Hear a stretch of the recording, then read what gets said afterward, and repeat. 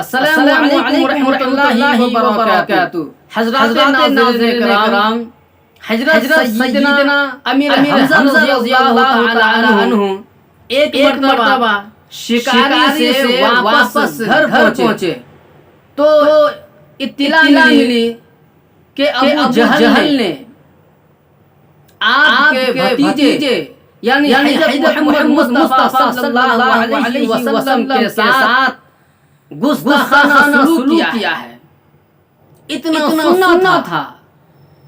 کہ حضرت امیر حمزہ رضی اللہ تعالی عنہ جوش غضب میں آپے سے باہر آ گئے اور کمان ہاتھ میں پکڑے حرم کعبہ میں جا پہنچے اور ابو جہل کے سر پر اس زور سے ضرب لگائی، اتنا زور سے مارا کہ سر پھٹ گیا اور خون نکلنا شروع ہو گیا، خون نکلنے لگا اور فرمایا سنو، میرا دین وہی دین ہے جو دین حضرت محمد مصطفیٰ صلی اللہ علیہ وسلم کا ہے۔ اگر تمہارے اندر طاقت ہے تو تم مجھے مذہب اسلام اور مسلمان ہونے سے روک کر کے دکھاؤ۔ اس کے بعد جب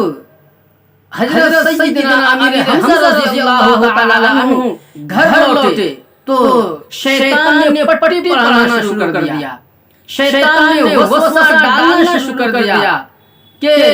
تمہارا شمار تو قریش کے سرداروں میں ہوتا ہے، کیا تم اپنا دین بدل ڈالو گے؟ حضرت سیدنا امیر حمزہ رضی اللہ تعالی عنہ کی پوری رات بے چینی اور اضطراب میں گزری۔ صبح ہوتے ہی بارگاہ رسالت میں حضرت سیدنا امیر حمزہ رضی اللہ تعالی عنہ حاضر خدمت ہوتے ہیں، یعنی آپ صلی اللہ علیہ وسلم کی خدمت میں حاضر ہوتے ہیں اور اس پریشانی کا حل کروانا چاہتے ہیں اور اس پریشانی کا حل چاہا اللہ کے نبی جناب محمد رسول اللہ صلی اللہ علیہ وسلم حضرت سیدنا امیر حمزہ رضی اللہ تعالی عنہ کی طرف توجہ ہوئے اور اسلام کی حقانیت اور صداقت ارشاد فرمائی۔ چنانچہ کچھ ہی دیر میں حضرت امیر حمزہ رضی اللہ تعالی عنہ کے دل کی دنیا جگمگ کرنے لگی، روشن ہونے لگی اور زبان پر یہ کلمات جاری ہو گئے، اشہد ان لا الہ الا اللہ و اشہد ان محمدا عبدہ و رسولہ، کہ میں گواہی دیتا ہوں کہ اللہ کے سوا کوئی معبود نہیں اور محمد مصطفیٰ صلی اللہ علیہ وسلم اللہ کے بندے اور رسول ہیں۔ دوستو بس آج کا ویڈیو اتنا ہی تھا۔